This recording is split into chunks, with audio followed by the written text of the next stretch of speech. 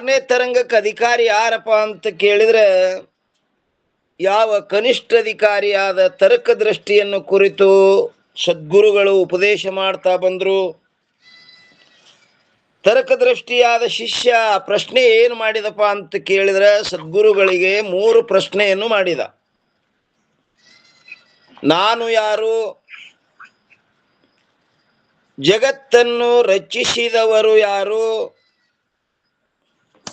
ಮೋಕ್ಷಕ್ಕೆ ಕಾರಣ ಯಾವುದು?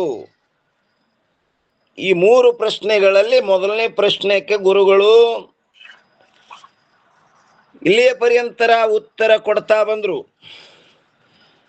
ನಿನ್ನಿನ ದಿವಸ ಏನು ಹೇಳಿದ್ರಪ್ಪ ಅಂತ ಕೇಳಿದ್ರೆ 369ನೇ ಅಂಕದಲ್ಲಿ ಆತ್ಮನು ಅಸಂಗನಿರುತ್ತಾನೆ. ಆತ್ಮನು ಅಸಂಗನಿರುತ್ತಾನೆ.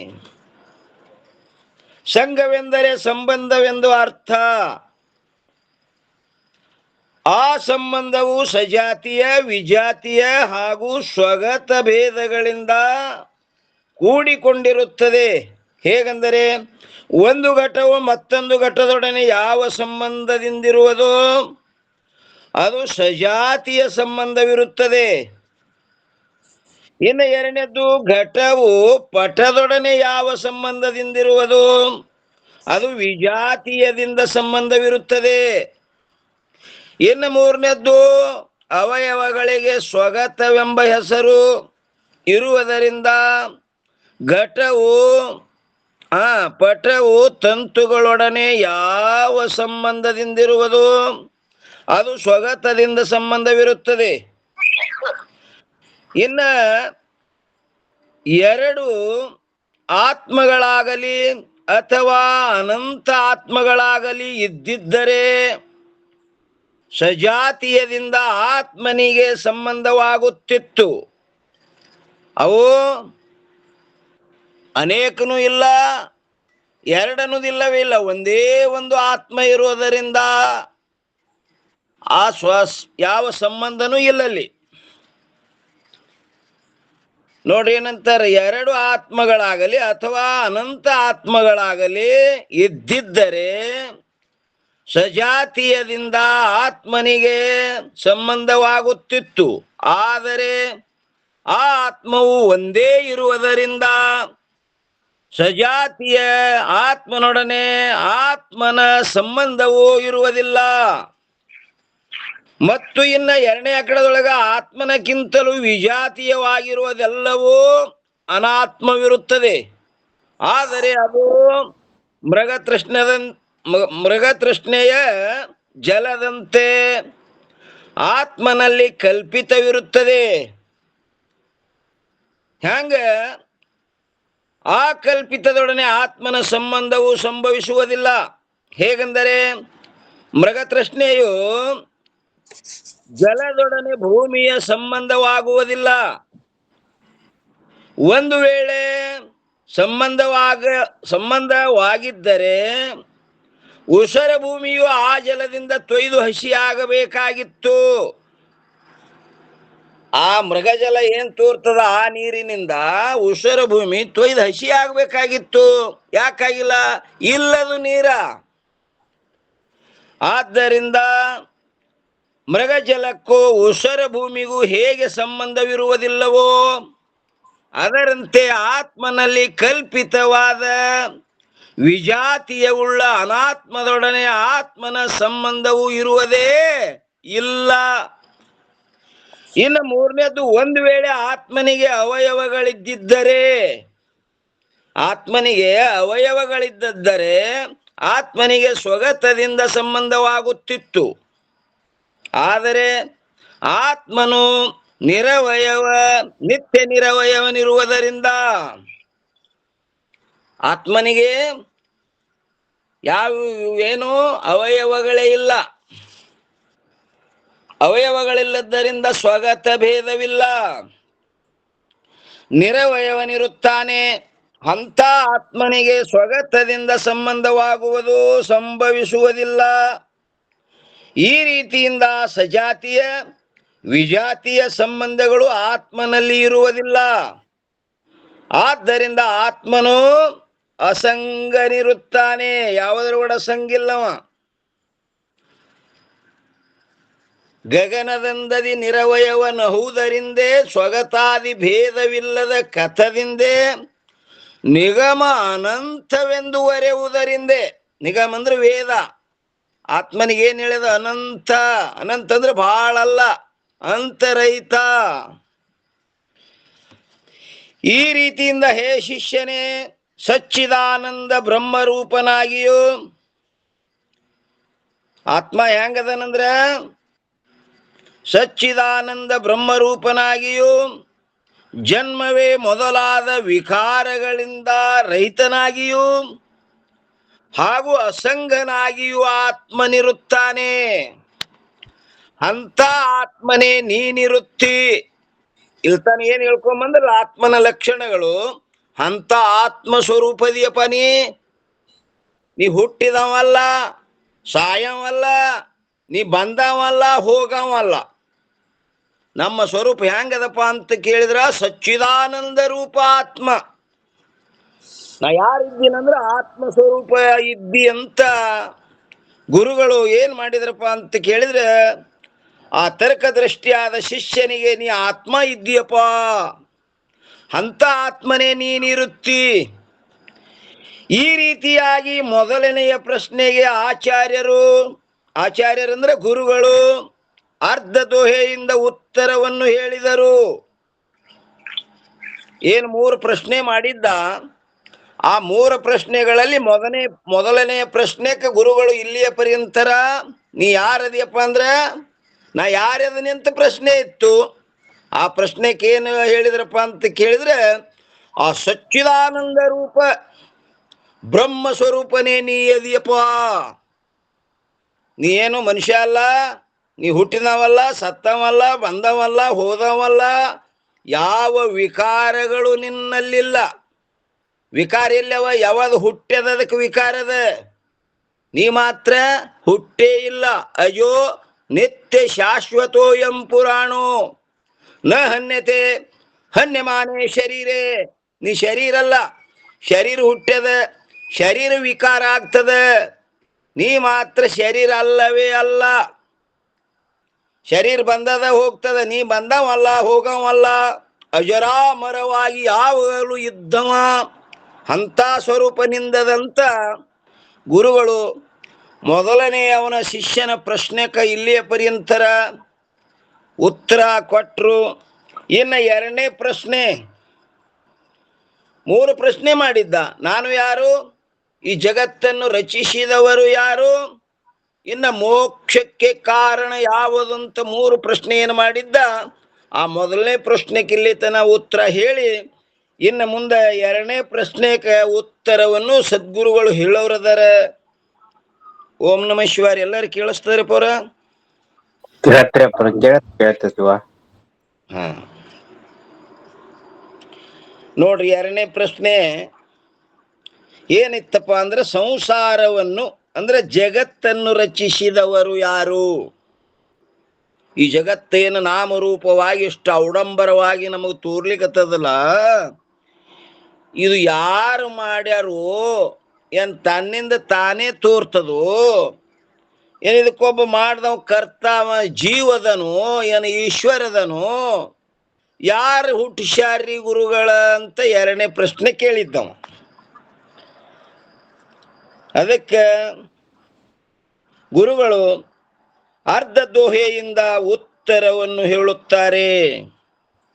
ಈಗ ಒಂದು ದೋಹದೊಳಗೆ ಅರ್ಧ ದೋಹದಾಗ ಏನ್ ಹೇಳಿದ್ರು? ಮೊದಲನೇ ಪ್ರಶ್ನೆ ನಾನು ಯಾರು ಅನ್ನುವಂಥ ಪ್ರಶ್ನೆಗೆ ಉತ್ತರ ಹೇಳಿದ್ರು. ಇನ್ನು ಅರ್ಧ ದೋಹೆದೊಳಗೆ ಈ ಜಗತ್ತನ್ನು ರಚಿಸಿದವರು ಯಾರು ಅನ್ನೋದ್ರ ಬಗ್ಗೆ ಉತ್ತರವನ್ನು ಹೇಳ್ತಾರೆ.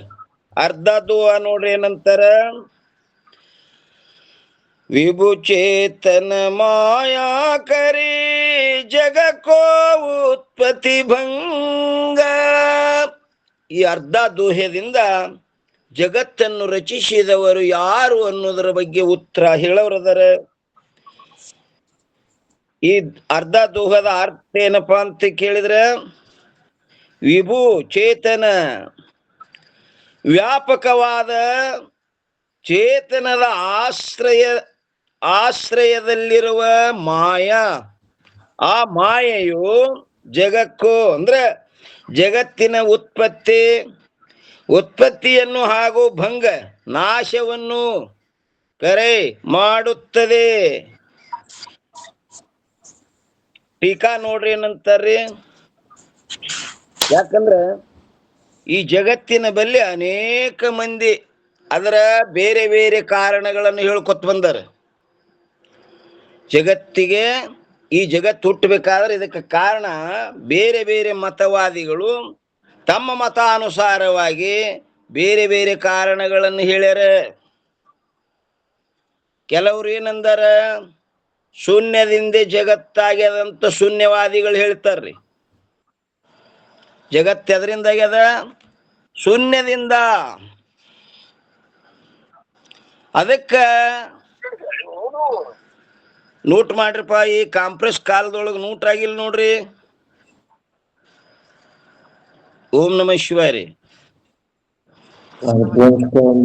ಯಾರು ಇದ್ರು ನೋಡ್ರಿ, ಮ್ಯೂಟ್ ಮಾಡ್ರಿ.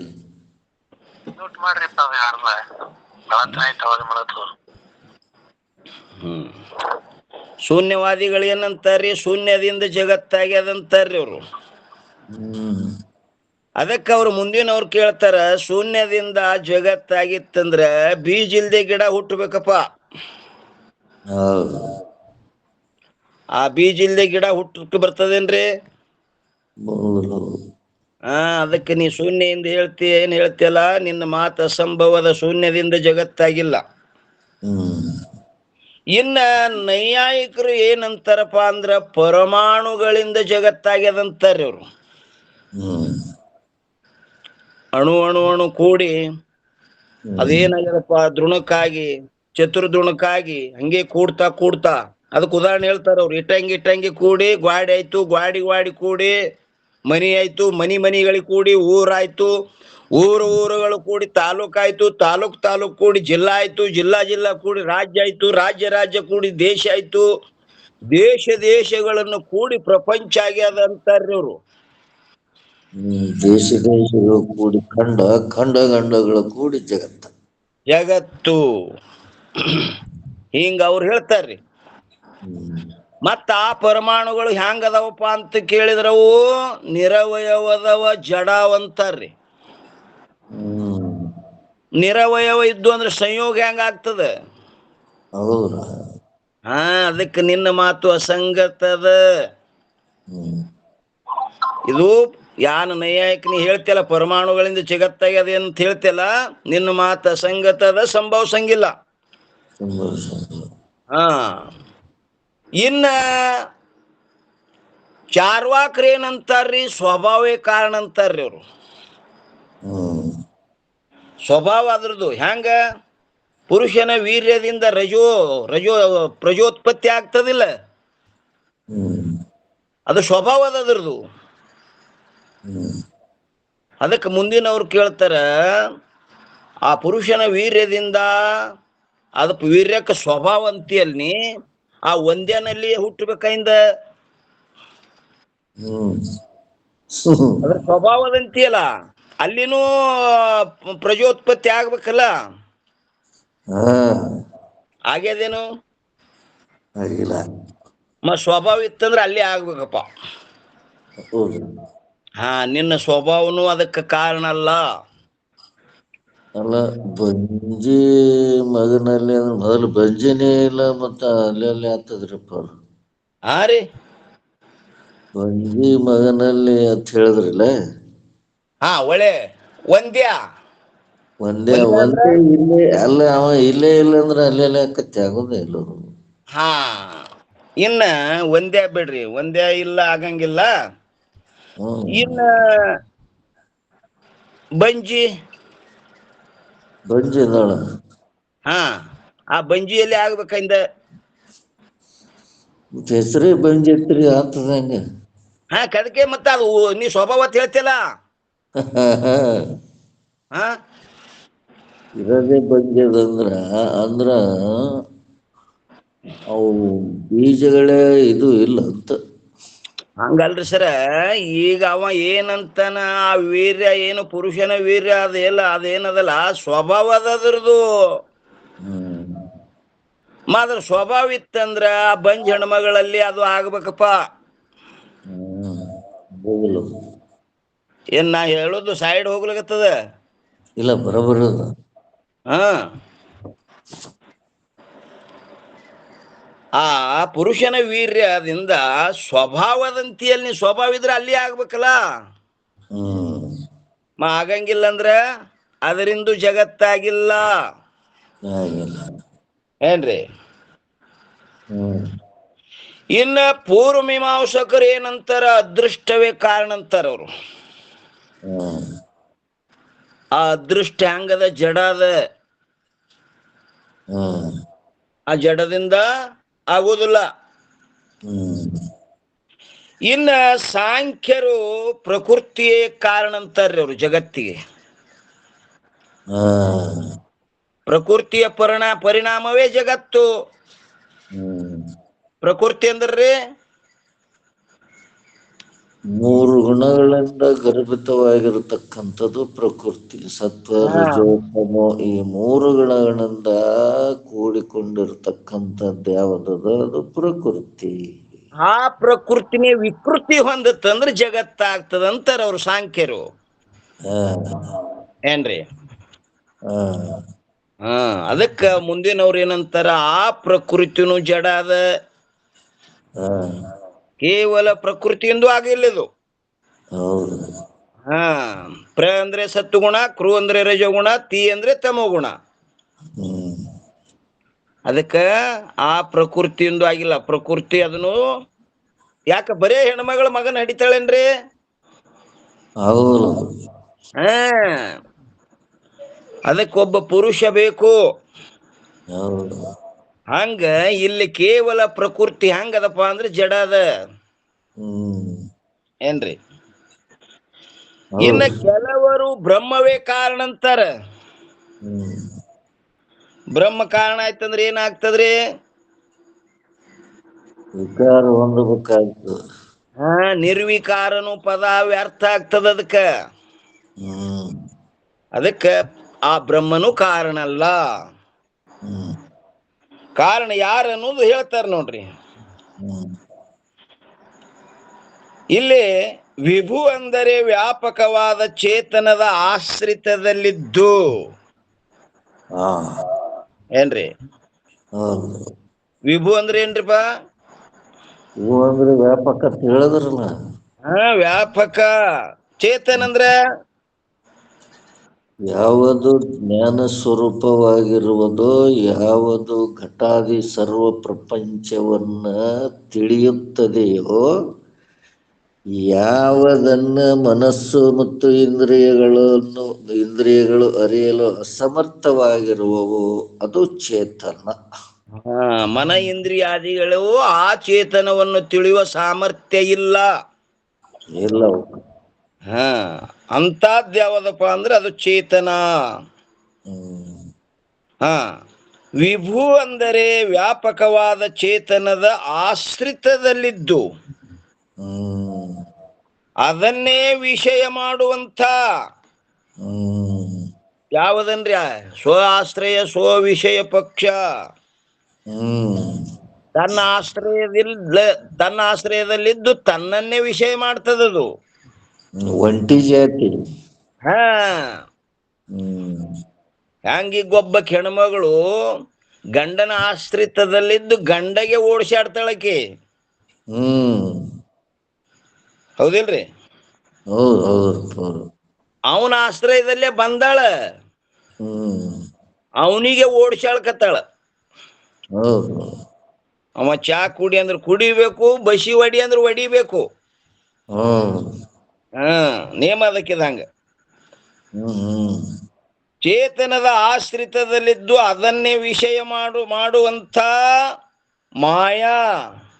ಹ್ಮ್ ಮಾಯಾ ಅಂದ್ರೆ ಮಾಯಾ ಅಂದರೆ ಮಾ ನಿಷೇಧಂ ಅಧಿಷ್ಠಾನೆ ಸಾಕ್ಷಾತ್ಕಾರೆ ಸತಿ ಯಾತಿ ಪ್ರಾಪ್ನೋತಿ ಇತಿ ಮಾಯಾ.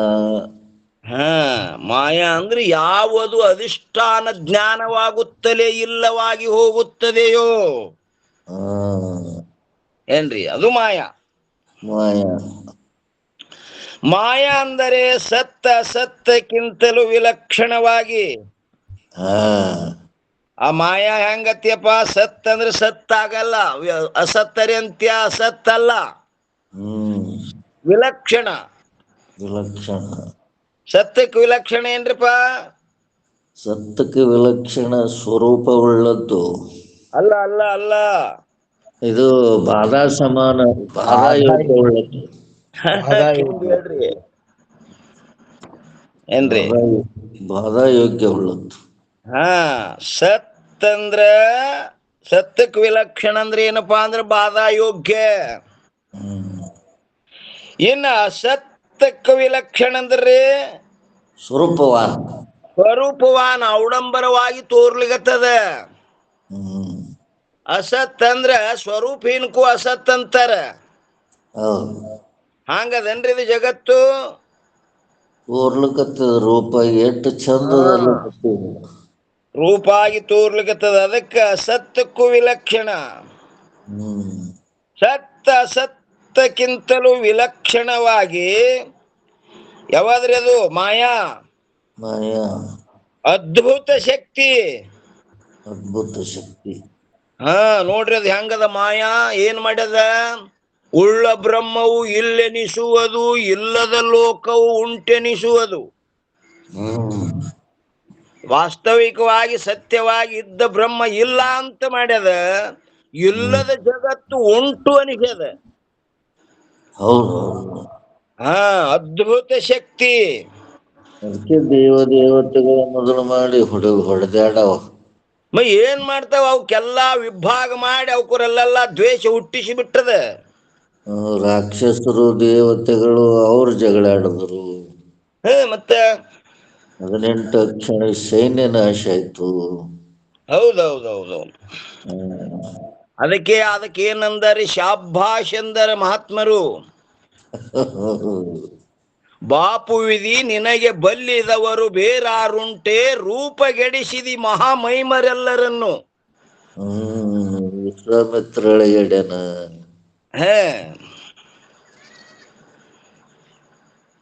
ಎಲ್ಲ ನೋಡ್ರಿ, ಮಹಾಮಹಿಮರನ್ನೆಲ್ಲ ಎಂತಿಂತ ಪಾಂಡವರಲ್ಲಿ ಎಂತಿಂತವ್ರಿದ್ರು. ಅವ್ರಿಗೆಲ್ಲ ಏನ್ ಮಾಡಿತ್ತೆಲ್ಲ ಅಡವಿಗಟ್ಟಿಸ್ತು, ದಿಕ್ಕಗೆಟ್ಟು ದುಃಖ ಕೊಡ್ಲಿಕ್ಕೆ ಹಸ್ತು. ಮಾಯಾ ಏನದ್ರಪ್ಪ? ಅದ್ಭುತ ಮಾಡಿ ತೋರಿಸ್ತದದು. ಅದ್ಭುತ ಅದ್ಭುತ. ಇದು ನೋಡ್ರಿ ಎಷ್ಟು ಏನೇನು ಒಂದ್ ಜಡವಾದ ಒಂದು ರೇತಸ್ಸಿನ ಹನಿ ಎಷ್ಟು ಅದ್ಭುತ ಮಾಡಿ ಇಂತ ಶರೀರ ಮಾಡಿ, ಶರೀರದೊಳಗೆ ಮತ್ತ ನಾನು ನಂದು ಅನ್ನೋ ಅಭಿಮಾನ ಇದೆಲ್ಲ ಮಮಕಾರ ಹುಟ್ಟಿಸಿ ಈ ಜನನ ಮರಣ ದುಃಖದೊಳಗೆ ಎಳೆದಾಡ್ಲಾಗತ್ತದ.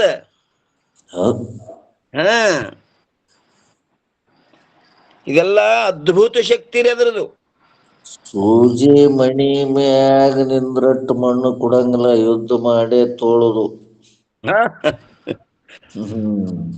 ಎಷ್ಟು ದುರಾಶೆ ಹುಟ್ಟಿಸದಲ್ಲಿ ಆ ದುರ್ಯೋಧನನಲ್ಲಿ. 11 ಅಕ್ಷಿಣಿ ಸೈನ್ಯ ನಾಶ ಆಯ್ತು, ಈ ಕಡೆ ಅವ್ರದ್ದು ನಾಶ ಆಯ್ತು. ಉಳಿಯವರೇ 5 ಮಂದಿ ಹೋದ್ರು. ಮತ್ರಿ ಅಷ್ಟು ವಿಭಾಗ ಮಾಡಿ ಇಷ್ಟೆಲ್ಲ ಗೋಳಕ್ ಹಾಕ್ಯದ ನೋಡ್ರಿ ಅದು. ಇದೇನು ಅವನಿಗೆ ಗೊತ್ತಿಲ್ಲ ಅಂತಲ್ಲ ಅವನಿಗೆ. ದುರ್ಯೋಧನಗ ನಾಶ ಆಗ್ತದೆ ಇದು ಅನ್ನೋದು ಗೊತ್ತಿಲ್ಲ ಅಂತಲ್ಲ, ಗೊತ್ತಿತ್ತು. ಗೊತ್ತಿದ್ರು ಇಟ್ಟು ಮಾಡದೇ ಅದು. ಆ ಧರ್ಮದೊಳಗ ನನಗೆ ಆಚರಿಸ್ಲಿಕ್ಕೆ ಆಗಲ್ದಂದ ಅವನು. ಇದು ಪಾಪ ಧರ್ಮ್ಯಂ ನಚಮೇ ಪ್ರವೃತ್ತಿ, ಜಾನಾಮಿ ಅಧರ್ಮ್ಯಂ ನಚಮೇ ನಿವೃತ್ತಿ. ಅದು ಗೊತ್ತದ ನನಗೆ, ಅಧರ್ಮದ ಅನ್ನೋದು ಗೊತ್ತದ, ಪ್ರವೃತ್ತಿ ಆಗುದಿಲ್ಲ ಅದ್ರಾಗ. ನಾ ಪ್ರವೃತ್ತಿ ಆಗುದಿಲ್ಲ ಅದ್ರೊಳಗೆ. ಪೋಕ್ಸೋ ಕಾಯ್ದೆ ತಗೊಂಬಂದಾರ ಪೋಕ್ಸೋ ಆದರೂ ಯಾಕಂದ್ರ ಎಲ್ಲರ ಹೃದಯದಲ್ಲಿ ಇದ್ದುಕೊಂಡು ನಾನೇ ನಡೆಸ್ತೀನಿ ಅಂತ ಹೇಳ್ತೀಯಲ್ಲ ನೀ ಯಂತ್ರಾರೂಢ ನಿಮಾಯ. ಹಾ, ಯಂತ್ರಾರೂಢಾನಿ ಮಾಯಯ. ನಾನೇ ನಡೆಸ್ತೀನಿ ಅಂತ ಹೇಳ್ತಿ ಅಂದ್ರೆ ನನ್ನ ಹೃದಯದಾಗು ನೀನ್ ಅದಿಯಲ್ಲ. ಅದಿಯಲ್ಲ. ಹ್ಮ್. ಅವನಿಗೆ ವಿಷಯ ಮಾಡ್ಯದಲ್ಲ. ಹಾ, ಸ್ವಆಶ್ರಯ ತನ್ನ ಆಶ್ರಯದಲ್ಲಿದ್ದ ಅವನಿಗೆ ವಿಷಯ ಮಾಡ್ಯದ. ಏನ್ರಿ? ಅವನು ಹಂಗೆ ಓಡಿ ಹೋಗ್ಯಾನಲ್ಲ. ಹಾ, ಮತ್ತೆ ಎಟ್ಟು ನೋಡ್ರಿ, ಯಾವ ಭಸ್ಮಾಸುರ ಭಸ್ಮಾಸುರ. ತಪಸ್ಸು ಮಾಡಿದ ಪರಮಾತ್ಮನನ್ನೇ ಕುರಿತು ತಪಸ್ಸು ಮಾಡಿದ. ಅವನ ತಪಸ್ಸಕ್ಕೆ ಮೆಚ್ಚಿ ವರ ಕುಡ್ಲಕ್ ಬಂದಾಕ್ರೆ ಏನ್ ಬೇಡ್ತು ಪ್ಯಾಲಿ? ಉಗ್ರಗಣ್ಣ. ಹಾ, ನಾ ಯಾರ ತಲೆ ಮ್ಯಾಗ ಹಸ್ತಿಡ್ತೀನಿ ಅವ್ರು ಭಸ್ಮಾಗಿ ಹೋಗ್ಬೇಕು. ನೋಡ್ರಿ ಎಂತ ತಪಸ್ ಎಂತದ್ ಮಾಡ್ಯಾನ, ಎಂತದ್ ಬೇಡಿ ಲೋಕ ಕಂಟಕ ಆಗಿ ಹೋಯ್ತು.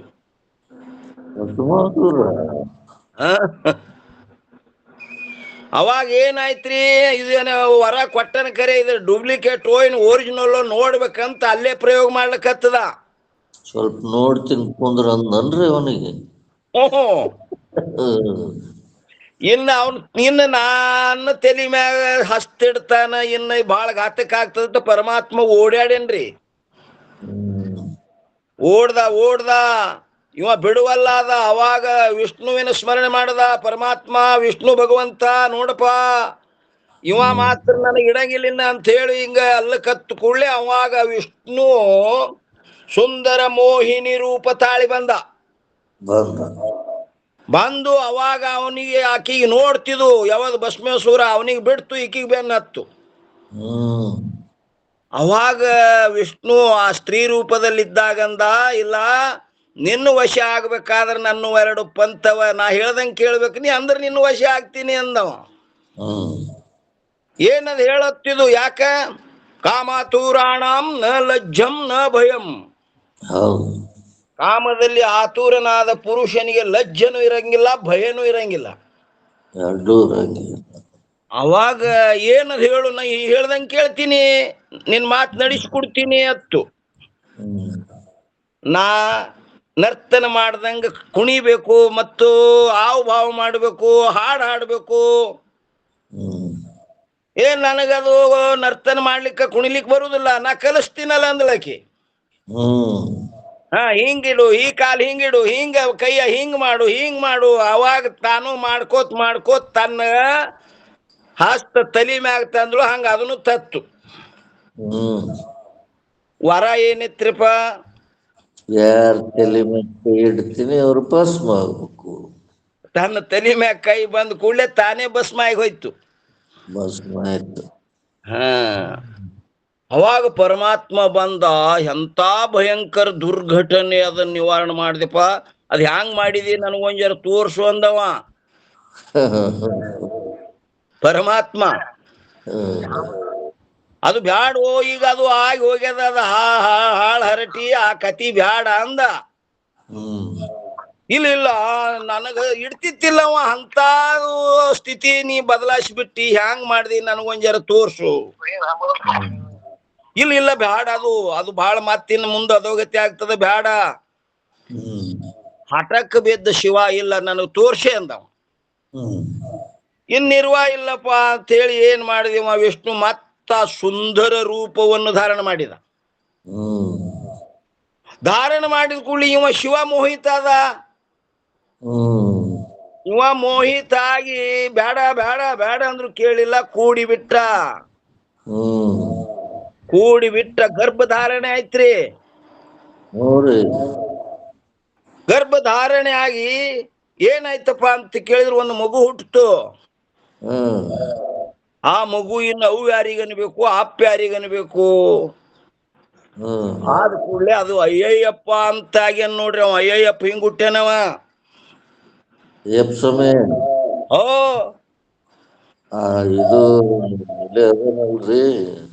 ಕಡಿಲ್ಲ ಅದ ನೋಡ್ರಿ, ದೊಡ್ಡ ದೇವ್ರ ಐತಿ ಅದನ್ನು.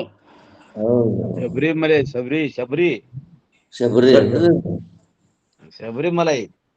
ಅವು ಏನ ಕರಿ ಅಂಗಿ ಹಾಕೊಂಡ್ ತಿರ್ಗಾಡ್ತಾರಲ್ಲ, ಹಾ ಅಯ್ಯಪ್ಪೋ ಅಯ್ಯಯ್ಯಪ್ಪೋ. ಅಯ್ಯಯ್ಯಪ್ಪೋ. ಹ್ಮ್ ಹಿಂಗ ವಿಷ್ಣು ಹರಿಹರರ ಹೊಟ್ಟಿಲಿ ಹುಟ್ಟ್ಯಾನ್ರಿ ಅವ. ಹ್ಮ್ ಯಾಕಿದಕ್ಕೆಲ್ಲ ಕಾರಣ ಏನು? ಮಾಯಾ. ಮಾಯಾ. ಹ್ಮ್ ಹ್ಮ್ ಸ್ವಾಶ್ರಯ ವಿಷಯ. ವಿಷಯ. ಅವನ ಆಶ್ರಯದಲ್ಲಿದ್ದು ಅವನನ್ನೇ ವಿಷಯ ಮಾಡ್ಯದ. ಹ್ಮ್ ಈಗ ಉದಾಹರಣೆ ತೋರಿ ನೋಡ್ರಿ, ಗಂಡ ಹೆಂಡತಿ ಇಲ್ಲಿ ಎಲ್ಲೋ ಕಿನ್ನು ಆಕಿ ತಂದ ಇಲ್ಲಿ ಲಗ್ನ ಮಾಡಿರ್ತಾರ, ಇವನ ಆಶ್ರಯದಾಗ ಬಂದಿರ್ತಾಳಕಿ, ಹ್ಮ್ ಇವನಿಗೆ ಓಡಿಸಾಡ್ತಾಳಕಿ. ಹೌದು. ಏನ್ರಿ? ಸ್ವಾಶ್ರಯ ವಿಷಯ. ಸ್ವವಿಷಯ. ಒಂಟಿ ಇದ್ದಂಗ. ಹಾ ಅದು ಬರೇ ಮೋತಿಗೆ ತಂಡ ಹತ್ತಲಕತ್ತದ, ಜರ ಮೋತಿ ತುರುಕ್ ತಿನ್ನತ್ತದ. ಮೋತಿ ಹಾಕ್ತು ಬಿಡಂಗಿಲ್ಲ, ಇಂದ ಎಲ್ಲಾನೇ ವಿಭಾಗ ಮಾಡಿಬಿಡ್ತದ. ಆ ಪೂರಾ ಗುಡಾರದಾಗ ಒಳಗ್ ತಾನೇ ಹೋಗಿ ಕೂತ್ ಬಿಡ್ತದ. ಹಾ ಹಂಗಿದು. ಹ್ಮ್ ಮಾಯಾ ಅಂದರೆ ಸತ್ತ ಅಸತ್ತಕ್ಕಿಂತಲೂ ವಿಲಕ್ಷಣವಾಗಿ ಅದ್ಭುತ ಶಕ್ತಿ. ಹ್ಮ್ ಶಕ್ತಿ ಅಂದ್ರಿಪ್ಪ, ಸ್ವತಂತ್ರ ಸತ್ತ ಶೂನ್ಯತ್ವ ಶಕ್ತಿ. ಹಾ ಅದಕ್ಕ ಸ್ವತಂತ್ರ ಇರುವಿಕೆನೇ ಇಲ್ಲ. ಚೇತನದ ಶಕ್ತಿ ಪಡ್ಕೊಂಡಿಟ್ಟು ವ್ಯವಹಾರ ಮಾಡ್ಲಿಕ್ಕತ್ತದ ನೋಡ್ರಿ. ಇಟ್ಟು ಹಾ ಅದ್ಭುತ ಶಕ್ತಿ ರೂಪವುಳ್ಳ ಅಜ್ಞಾನದಿಂದ ಜಗತ್ತಿನ ಉತ್ಪತ್ತಿ. ಹ್ಮ್ ಆ ಚೇತನದ ಆಶ್ರಿತದಲ್ಲಿದ್ದು ಮತ್ತೆ ಹೆಂಗಪ್ಪ, ಸತ್ತಕ್ಕಿಂತಲೂ ವಿಲಕ್ಷಣವಾಗಿ ಅದ್ಭುತ ಶಕ್ತಿ ರೂಪವುಳ್ಳ ಅಜ್ಞಾನದಿಂದ ಜಗತ್ತಿನ ಉತ್ಪತ್ತಿ ಹ್ಮ್ ಮತ್ತು ನಾಶ ಉಂಟಾಗುತ್ತದೆ. ಉತ್ಪತ್ತಿ ನಾಶ ಉಂಟಾಗ್ತದಂದ್ರೆ ತೊಡೆ ದಿನ ಅದು ಏನಾಗ್ತದ್ರಪ್ಪ, ಇದ್ದಂಗನು ತೋರ್ತದ. ಹ್ಮ್ ಎದರಿಂದ ಆಯ್ತ್ರಿ ಸರ ಜಗತ್ತು? ಈಶ್ವರನಿಂದ. ಹಾ ಮಾಯಾ ಉಪಹಿತ ಚೇತನ, ಮಾಯಾ ವಿಶಿಷ್ಟ ಚೇತನ. ಉತ್ಪತ್ತಿ ಮತ್ತು ನಾಶವನ್ನು ಹೇಳುವುದರಿಂದ ಇರುವಿಕೆಯನ್ನು ಗ್ರಹಣ ಮಾಡಿದಂತಾಯ್ತು. ಉತ್ಪತ್ತಿ ಆಗ್ಯದ, ನಾಶ ಆಗ್ಯದ ಅಂದ್ರೆ ಅದು ಒಂದ್ ತೊಡೆ ದಿನ ಅದಂತೂ ಹಿಂಗ ಇರುವಿಕೆಯನ್ನು ಗ್ರಹಣ ಮಾಡ್ದಂಗಾಯ್ತು. ಏನ್ರಿ?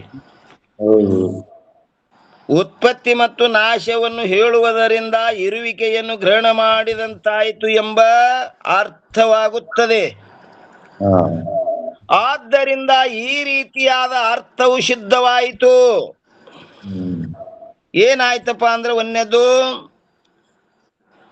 ಮಾಯಾಯುಕ್ತವಾದ ಯಾವ ಚೇತನವಿರುವುದು ಅದು ಈಶ್ವರವೆಂದು ಹೇಳಲ್ಪಡುತ್ತದೆ. ಆ ಈಶ್ವರನು ಜಗತ್ತಿನ ಉತ್ಪತ್ತಿ, ಸ್ಥಿತಿ, ಲಯಗಳಿಗೆ ಕಾರಣನಾಗಿರುತ್ತಾನೆ. ಯಾರಿಂದ ಆಯ್ತ್ರಿಪ್ಪ ಈ ಜಗತ್ತು?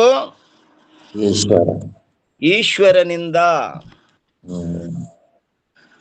ಹೀಗೆ ಹೇಳುವುದರಿಂದ ಒಂದೇ ಕಡ ಜಗತ್ತಿನ ಕರ್ತೃತ್ವವು ಯಾವನಾದರೂ ಇರುವರೋ ಅಥವಾ ಜಗತ್ತು ತಾನೇ ಉಂಟಾಗಿರುವುದೋ ಎಂಬ ಪ್ರಶ್ನೆಗೆ ಉತ್ತರವು ಹೇಳಲ್ಪಟ್ಟಿತು.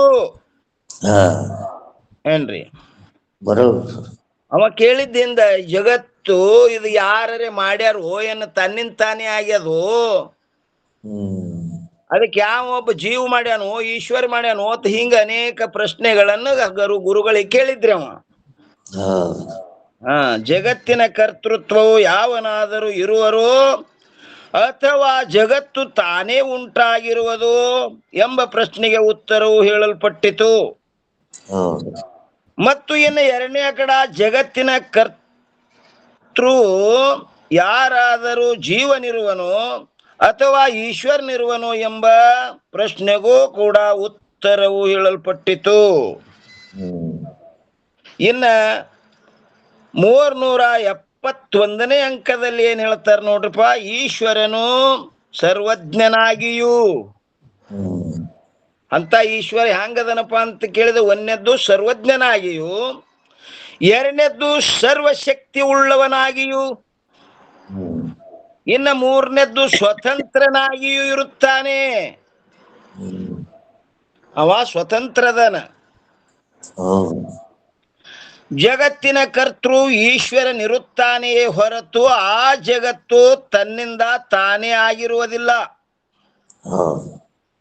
ಒಂದು ವೇಳೆ ಕರ್ತೃ ಇಲ್ಲದೆ ಜಗತ್ತಾಗಿದ್ದರೆ ಕುಂಬಾರನಿಲ್ಲದೆ ಘಟವು ಆಗಬೇಕಾಗಿತ್ತು. ಹ್ಮ್ ಆದ್ದರಿಂದ ಜಗತ್ತಿಗೆ ಯಾವನಾದರೂ ಒಬ್ಬ ಕರ್ತೃನು ಇರಲೇಬೇಕು. ಹ್ಮ್ ಒಂದೇ ಕಡ ಆ ಕರ್ತನು ಸರ್ವಜ್ಞನಿರುತ್ತಾನೆ.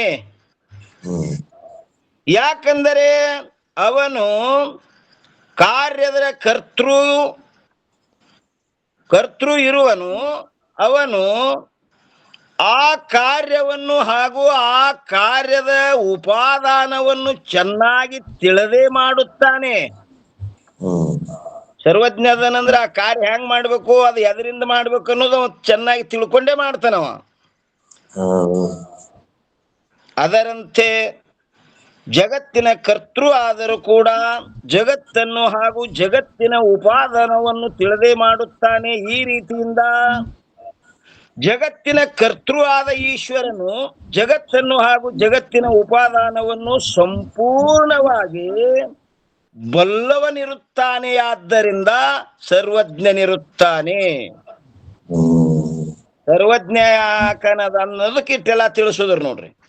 ಹೌದು. ಮತ್ತು ಇನ್ನು ಎರಡನೇ ಕಡ ಸರ್ವಶಕ್ತಿ ಉಳ್ಳವನಾಗಿರುತ್ತಾನೆ.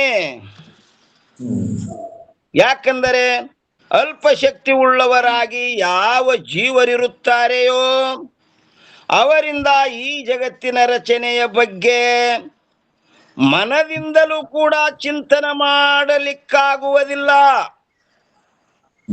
ರಚನೆ ಮಾಡೋದು ಅಂತ ದೂರೇ ಉಳಿತು. ಬರೀ ಅದು ಮನಸ್ಸಿನಿಂದ ಹ್ಯಾಂಗ ಮಾಡ್ಯಾನತ್ ಮನಸ್ಸಿನಿಂದ ತಿಳ್ಕೊಳಕ್ ಬರುದಿಲ್ಲದು. ಸಾಧ್ಯ ಮಾತದು. ಹ್ಯಾಂಗ ನೋಡ್ರಿ, ಎಷ್ಟು ಸೂಕ್ಷ್ಮ ಮಾಡ್ಯಾನ, ಎಂತಿಂತ ಶರೀರಗಳು ಮಾಡ್ಯಾನ. ಈ ಲೋಕದಲ್ಲಿ ಒಂದು ಶರೀರ ಇದ್ದಂಗೆ ಇನ್ನೊಂದು ಶರೀರ ಇಲ್ಲ. ಅದು ಏನು ಮಾತಾಡ್ಲಿಕ್ಕೆ ಬರುದಿಲ್ರಿ ಅಟ್ಟದು. ಆ ಶರೀರಗಳು ಬೇರೆ, ಅವುಗಳ ಏರಾಯುಳು ಬೇರೆ, ಅವುಗಳ ಬಣ್ಣ ಬೇರೆ, ಮತ್ತ ಅವುಗಳ ಒಳಗ ಬುದ್ಧಿ ಭಾವನೆಗಳು ಬೇರೆ ಬೇರೆ, ಅವುಗಳ ಆಹಾರ ಬೇರೆ, ಅವುಗಳ ವಾತಾವರಣ ಬೇರೆ. ನೋಡ್ರಿ, ನೀರಾಗ ಇರ್ತಾವ. ನಾವು ನೀರಾಗ 1 ಮಿನಿಟ್ ಅಥವಾ 2 ಮಿನಿಟ್ ಇದ್ರೆ ಬಹಳ ಆಯ್ತು. ಸದಾ ಜೀವನನೇ ನೀರಾಗಿರ್ತಾವ ಅವತ್ತು. ಹೌದು. ಮತ್ತೆ ಈಗ ಮನುಷ್ಯರೇ ನೋಡ್ರಿ, ಎಲ್ಲ ಸರ್ವರದೆಲ್ಲ ಈ ಬಟ್ಟಿಂದು ಅವು ಬೇರೆ ಬೇರೆನೆ ಅವ್ರಿ. ಒಂದು ಕಂಪ್ಯೂಟರ್ ನೋಡ್ರಿ, ಒಬ್ರು ತೋಳದೇ ಇಲ್ಲದು. ಮನುಷ್ಯರೊಳಗೆ ಎಷ್ಟು ಬೇರೆ ಬೇರೆ ಬೇರೆ ಬೇರೆ ಮಾಡ್ಯ ನೋಡ್ರಿ, ಒಬ್ರಂಗ ಒಬ್ರು ಇಲ್ಲತ್ತ. ಹಂಗಿಲ್ಲವೇ ಇಲ್ಲ. ಅದಕ್ಕೆ ಈ ಜೀವನಿಗೆ ಮನಸ್ಸಿನಿಂದ ಚಿಂತನೆ ಮಾಡಿ ತಿಳ್ಕೊತೀನಂದ್ರು ಅಸಾಧ್ಯದ. ಅವ ಮಾಡಿ ತಿಳ್ಕೊಳ್ಳೋದಾಗಲ್ದಂತ ಆಗಲಿಕ್ಕೆ ಸಾಧ್ಯ ಇಲ್ಲ. ಅದು ಸಾಧ್ಯ ಇಲ್ಲ. ರಚನಾ ಅಂತೂ ದೂರ ಉಳಿತು. ಅವರಿಂದ ಈ ಜಗತ್ತಿನ ರಚನೆಯ ಬಗ್ಗೆ ಮನದಿಂದಲೂ ಕೂಡ ಚಿಂತನೆ ಮಾಡಲಿಕ್ಕಾಗುವುದಿಲ್ಲ. ಹೆಂಗರೆ ಮಾಡ್ಯಾನ ಅನ್ನೋದು ತಿಳ್ಕೊಂಡು ನೋಡಿ ಅದು ತಿಳಿತೀನಂದ್ರೆ ಅಸಾಧ್ಯ ಮಾತ. ಆದ್ದರಿಂದ ಅದ್ಭುತವಾದ ಜಗತ್ತಿನ ಕರ್ತೃ ಆದವನು ಅದ್ಭುತವಾದ ಶಕ್ತಿ ಉಳ್ಳವನಿರಲೇಬೇಕು. ಈ ರೀತಿಯಿಂದ ಜಗತ್ತಿನ ಕರ್ತೃ ಆದ ಈಶ್ವರನು ಸರ್ವಶಕ್ತಿವಂತನಿರುತ್ತಾನೆ. ಅವ ಈಶ್ವರ ಹೆಂಗದನಪ್ಪ ಅಂದ್ರೆ ಸರ್ವಶಕ್ತಿವಂತದನವ. ಮತ್ತು ಮೂರನೇದ್ದು ಸ್ವತಂತ್ರನಿರುತ್ತಾನೆ. ಯಾಕಂದರೆ ಯಾವನು ಅಲ್ಪ ಶಕ್ತಿ ಉಳ್ಳವನಾಗಿರುವನೋ ಅವನು ಪರಾಧೀನನಾಗಿರುತ್ತಾನೆ. ಅಲ್ಪ ಶಕ್ತಿ ಉಳ್ಳವ ಯಾವಾಗಲೂ ಪರಾಧೀನಿರ್ತಾನವ. ಹೌದು, ಅಗಳ ಹೇಳಿದ್ರಲ್ಲ. ಹಾ ರೀ, ಕೇಳ್ದಂಗ ಕೇಳ್ತಾನಂತ. ಹಾ ಮತ್ತೆ ಆದರೆ ಸರ್ವಶಕ್ತಿ ಉಳ್ಳವನು ಪರಾಧೀನನಾಗಿರುವುದಿಲ್ಲ. ಆದ್ದರಿಂದ ಸ್ವತಂತ್ರನಿರುತ್ತಾನೆ. ಈ ರೀತಿಯಿಂದ ಜಗತ್ತಿನ ಕರ್ತೃ ಆದವನು ಸರ್ವಜ್ಞನಾಗಿಯೋ ಸರ್ವಶಕ್ತಿವಂತನಾಗಿಯೋ ಸ್ವತಂತ್ರನಾಗಿಯೂ ಇರುತ್ತಾನೆ. ಅವನಿಗೆ ಈಶ್ವರನೆಂದು ಹೇಳುತ್ತಾರೆ. ಇಂಥ ಶಕ್ತಿಯ ಇದ್ದವನೇ, ಸರ್ವಜ್ಞ ಇದ್ದವನೇ, ಅವನೇ ಈಶ್ವರ. ಮತ್ತು ಇನ್ನ 372ನೇ ಅಂಕದಲ್ಲಿ ಏನ್ ಹೇಳ್ತಾರೆ ನೋಡ್ರಿ. ಅಲ್ಪಜ್ಞನಾಗಿಯೂ ಅಲ್ಪ ಶಕ್ತಿವಂತನಾಗಿಯೂ ಪರಾಧೀನನಾಗಿಯೂ ಇರುವವನಿಗೆ ಜೀವನೆಂದು ಹೇಳುತ್ತಾರೆ. ಜೀವ ಹೆಂಗದನಪ್ಪ ಅಂದ್ರ ಅಲ್ಪಜ್ಞನಾಗಿಯೂ ಇವ ಎಲ್ಲ ತಿಳಿದವಲ್ಲ ಏನ್ರಿ, ಅಲ್ಪ ಶಕ್ತಿವಂತನಾಗಿಯೂ ಮತ್ತ ಪರಾಧೀನನಾಗಿಯೂ ಹಿಂಗಿರವನಿಗೆ ಏನಂತಾರಪ್ಪ, ಜೀವನೆಂದು ಹೇಳುತ್ತಾರೆ. ಇಲ್ಲಿ ಯದ್ಯಪಿಗಾರ ಒಂದು ಸಂಶಯ ಮಾಡ್ತಾನ್ರಿ. ಏನ್ ಮಾಡ್ತಾನಪ್ಪ ಅಂತ ಕೇಳಿದ್ರೆ, ಪರಮಾರ್ಥದಿಂದ ನೋಡಿದರೆ ಅಲ್ಪಜ್ಞತ್ವಾದಿಗಳು ಜೀವನಲ್ಲಿಯೂ ಕೂಡ ಇರುವುದಿಲ್ಲವಲ್ಲ. ಹ್ಯಾಂಗ ನೋಡಿದ್ರಿ?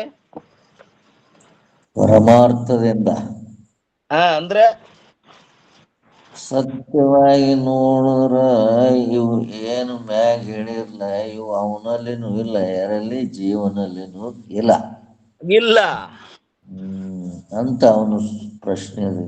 ಅವನು ಪ್ರಶ್ನೆ ಆದ್ರೆ ಯಾರ್ದು? ಯದ್ಯಪಿ ಪೂರ್ವ ಪಕ್ಷಿದು. ಇನ್ನ ತಥಾಪಿ ಉತ್ತರ ಪಕ್ಷದವ್ರು ಏನ್ ಹೇಳ್ತಾರ ನೋಡ್ರಪ್ಪ, ಅಲ್ಪಜ್ಞತ್ವಾದಿಗಳು ಅವಿದ್ಯಾಕೃತವಾಗಿಯೂ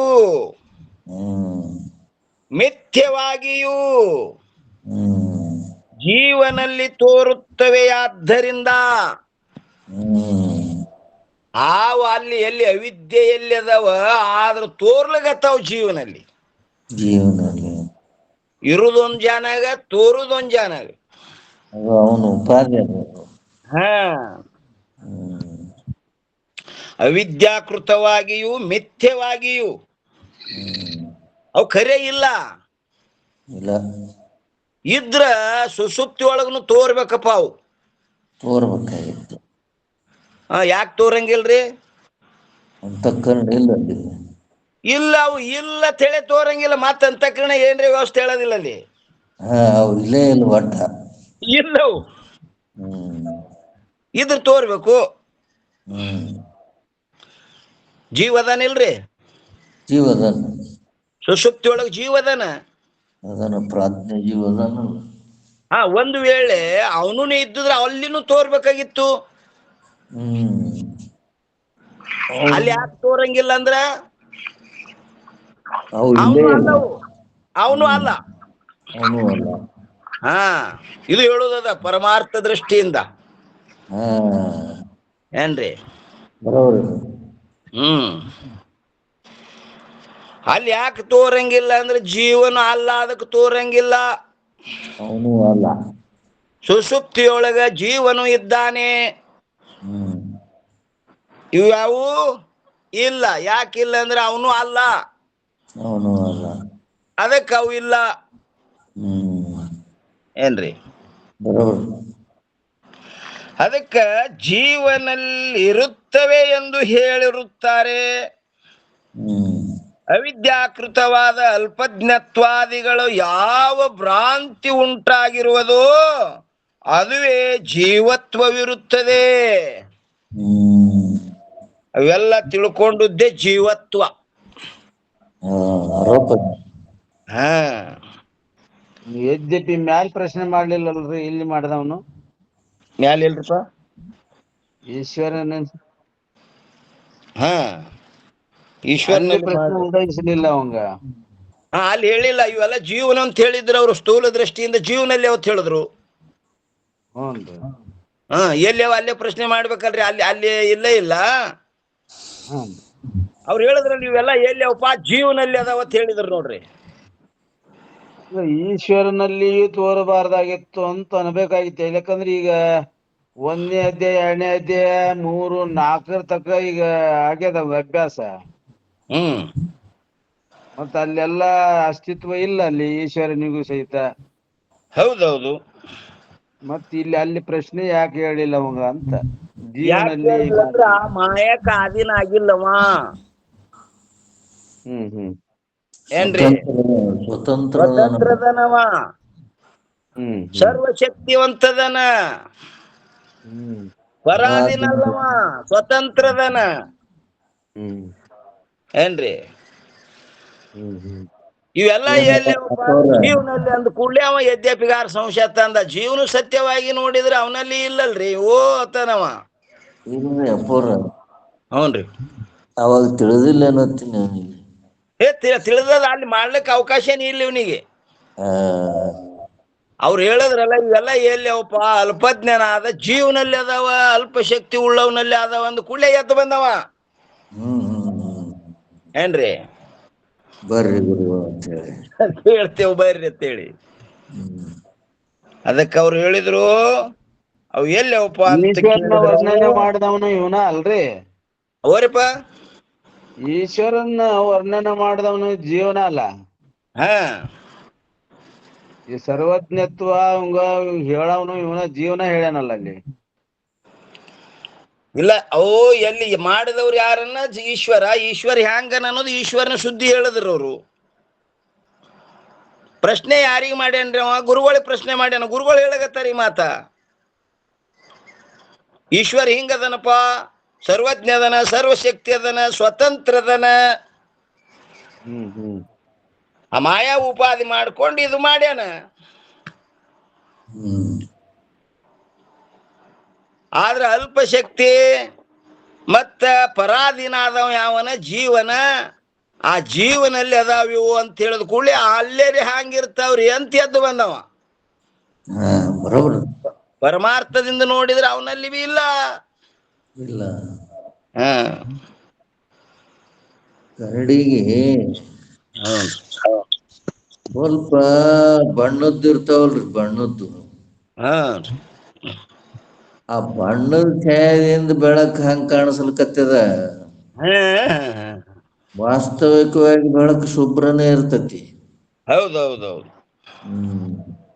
ಇಲ್ಲಿ ಜೀವತ್ವ ತ್ವ ಬತ್ ನೋಡ್ರಿ, ಜೀವತ್ವ ಇಳೆ ಬಿಟ್ರಲ್ಲ ಜೀವತ್ವ ಎದಕ್ಕತ್ತಾರ ನೋಡ್ರಿ ಮ್ಯಾಗ. ಹಾ